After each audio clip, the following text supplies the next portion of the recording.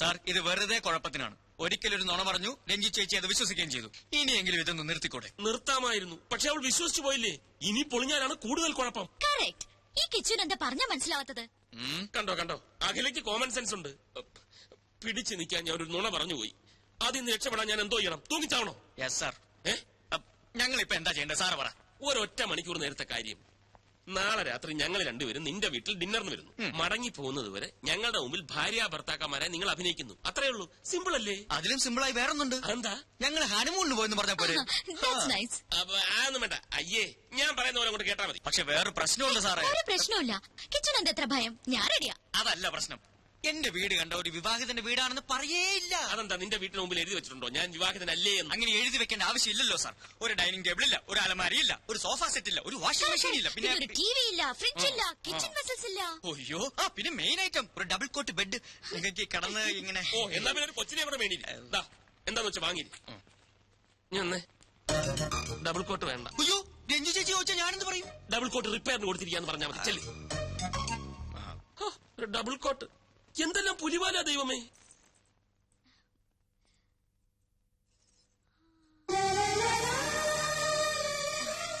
കിച്ചു എങ്ങനെയുണ്ട്? സാരി എനിക്ക് ചേരുന്നുണ്ടോ?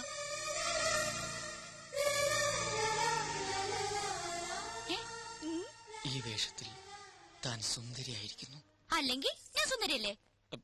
എന്നല്ല, ഇപ്പൊ കണ്ട ഒരു നവവധുവിനെ പോലെ തന്നെയുണ്ട്. അയ്യേ, ഇതൊന്നൊരു വേഷം കിച്ചു. പുതിയ ഷർട്ട് ഇട്ട് നിൽക്കാൻ ഞാൻ പറഞ്ഞതല്ലേ. ഇതൊക്കെ ഞാൻ ഇവിടെ വാങ്ങി വെച്ചിരിക്കുന്നത്. ഇതൊക്കെ മതിയെന്ന്. പോരാ, അഖിലയുടെ ഹസ്ബൻഡായി അഭിനയിക്കാൻ ഇത്രയും ഗ്ലാമർ പോരാ. ഊരിക്കേ. ഇനി ഇത് അങ്ങോട്ടിട്ടെ.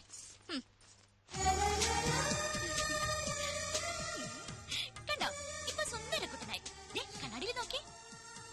ഇപ്പൊ correct match. Made for each. അയ്യോ, ഒരു കാര്യം മറന്നു.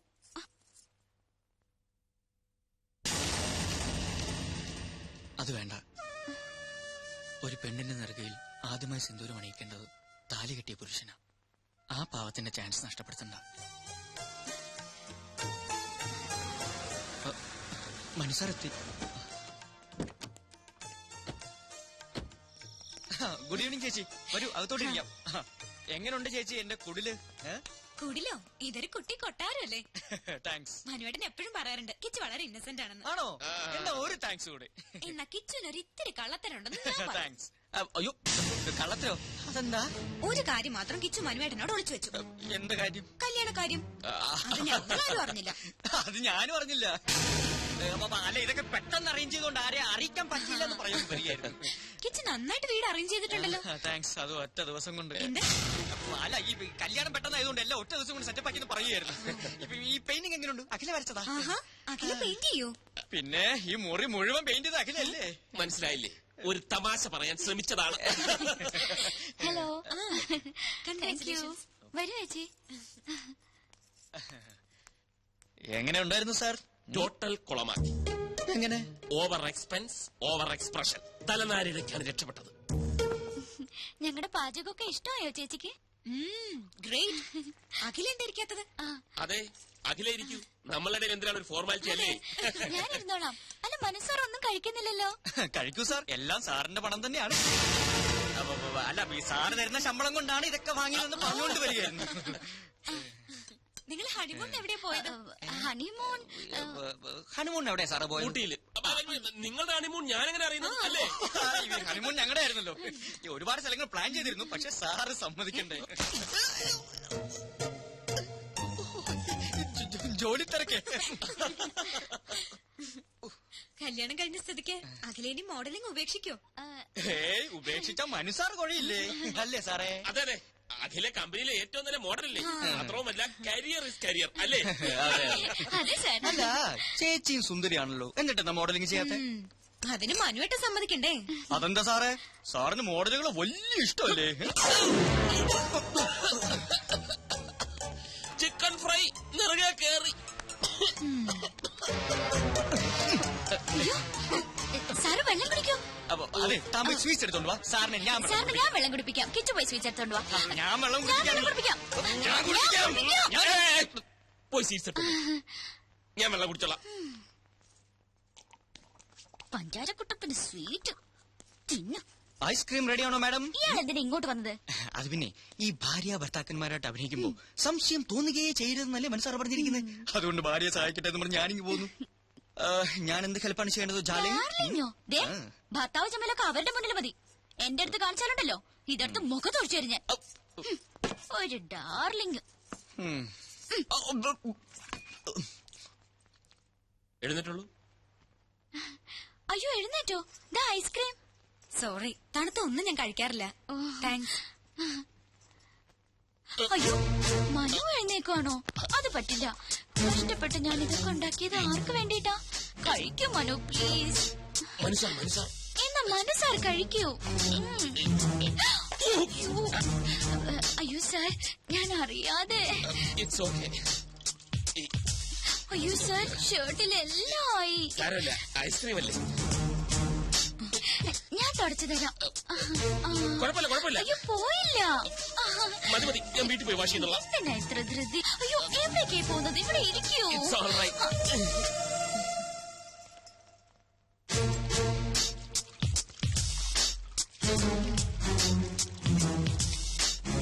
പോയോ? ഇനി എപ്പോഴാ കാണുന്നത്? നിക്കൂന്നേ.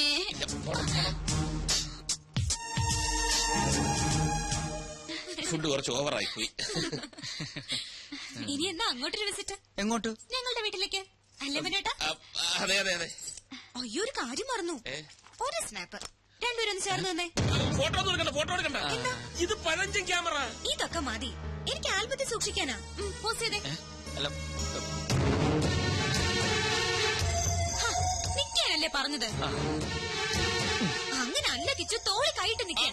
തോളി കൈയിടണ്ട. അത് out of fashion. Out fashion out fashion. Kichu കൈയിട്ടെ.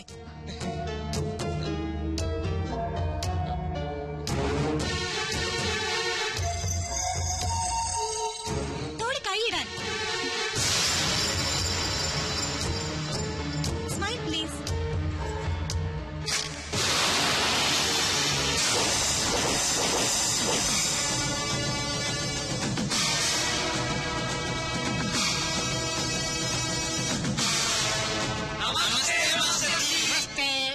കഴിഞ്ഞ ക്ലാസുകളിൽ നമ്മൾ 2 പാഠങ്ങൾ പഠിച്ചു കഴിഞ്ഞു. അത് ഏതൊക്കെയാണെന്ന് ആദ്യം ശിവം പറ. മാല പൊട്ടിപ്പ്. സത്യം പറ. സത്യമനാശനെ അതിലാദ്യം പഠിച്ചത്. അതല്ല, ഇനി സത്യം പറ. തെളിച്ചു പറ. പിടിച്ചു പറീ. അപ്പോ MTS കോഴ്സ് നിങ്ങൾ വിജയകരമായി പൂർത്തിയാക്കിയിരിക്കുന്നു. Master of astrological studies. കളവ്, ചതി, പിടിച്ചുപറി, കിഡ്നാപ്പിംഗ് എന്നീ മേഖലയിൽ നിങ്ങളുടെ പ്രാവീണ്യം തെളിച്ചു കഴിഞ്ഞിരിക്കുന്നു. ഇനി നിങ്ങൾക്ക് ധൈര്യമായി ഫീൽഡിൽ ഇറങ്ങാം. അവസാനമായി എനിക്കൊന്നേ പറയാനുള്ളൂ. കളമേതായാലും കളവ് നന്നായാൽ മതി. Good bye. ഇനി നമുക്ക് പിരിയാം. സത്യ, ശിവ, നിങ്ങൾ എന്നെ ഇട്ടേച്ച് പോവുകയാണോ? എന്റെ ശിക്ഷകടങ്ങളിൽ ഏറ്റവും മിടുക്കന്മാരാണ് നിങ്ങൾ. ഈ സ്ഥാപനം ഇനി നടത്തേണ്ടത് നിങ്ങളാണ്, അല്ല നമ്മളാണ്. സത്യൻ, ശിവൻ, സുന്ദരൻ എന്ന പുണ്യനാമത്തിൽ നമ്മൾ ഇനി അറിയപ്പെടും. ഓക്കെ. കനകത്തിന് കവിത നിറയും കലവറ. ചുങ്കത്ത് പ്രിൻസ് ജ്വല്ലേഴ്സ്. ഹായ് കിച്ചു. നിക്കുന്നേ, എങ്ങോട്ട് വലിയ തിരക്കില്ല. അല്പം തിരക്കുണ്ടോ? നിക്കുന്നേ. എന്താ ഭാര്യയോട് പിടക്കാണോ?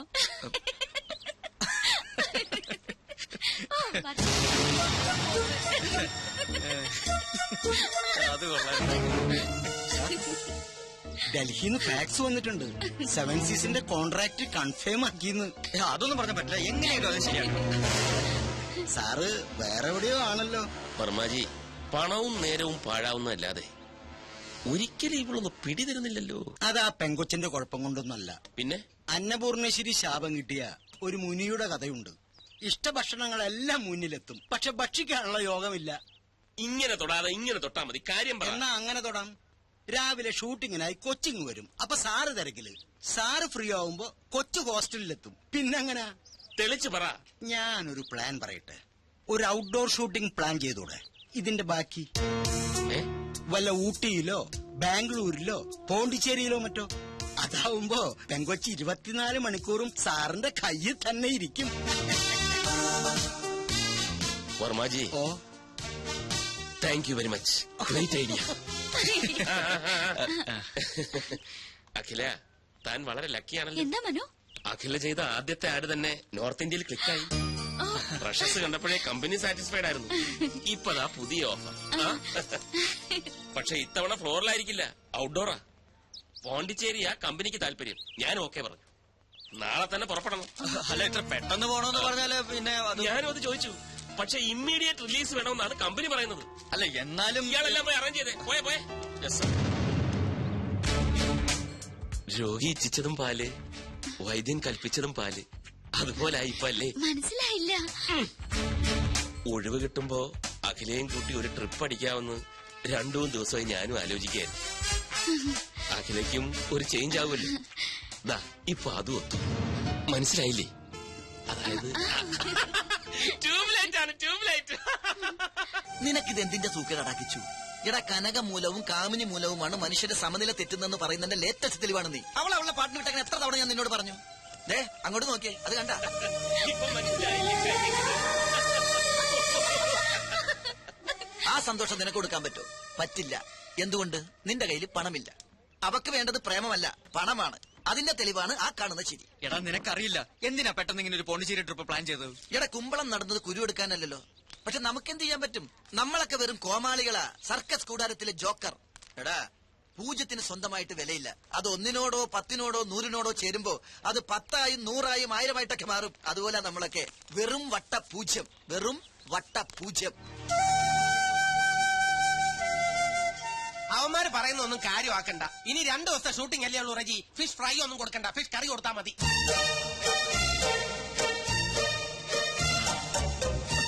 എടാ ജീവ, എന്താ നീ അറിഞ്ഞ എന്ത്? ഔട്ട്ഡോർ ഷൂട്ടിങ്ങിനായിട്ട് മനസ്സാറ് പോണ്ടിച്ചേരിക്ക് പോണു. അതെ, പോണ്ടിച്ചേരിക്ക് പോകുന്നു. ഒപ്പം കുറെ മോഡൽസ് ഉണ്ട്. ഇതും പറഞ്ഞതല്ലേ, നിനക്കെന്താ വട്ടായ? പക്ഷെ രഞ്ജു ചേച്ചി പോകുന്നില്ല. എടാ, ഇതിന്റെ ഇടയിൽ രഞ്ജി ചേച്ചി എങ്ങനെ വന്നു? എടാ മണ്ട, ബാല് പുറകിലുണ്ട്. ആക്ട് ചെയ്യ്. ഓ, രഞ്ജു ചേച്ചി. ആ. ഔട്ട്ഡോർ ഷൂട്ടിങ്ങിനായി മനസ്സാറ് നാളെ പോണ്ടിച്ചേരി പോകുന്നു. ഒപ്പം കുറെ മോഡൽസും. അതിനിടെ രഞ്ജു ചേച്ചി എന്തിനാ? എടാ ജീവ, എന്നാലും മനസ്സാറ് മോഡൽസ് മാത്രം രഞ്ജു ചേച്ചി എങ്ങനെ പറഞ്ഞു? അതൊക്കെ മനസ്സാന്റെ പേഴ്സണൽ കാര്യങ്ങളല്ലേ. ആ ട്രിക്ക് രഞ്ജു ചേച്ചി അറിയാതിരിക്കുന്നല്ലേ നല്ലത്.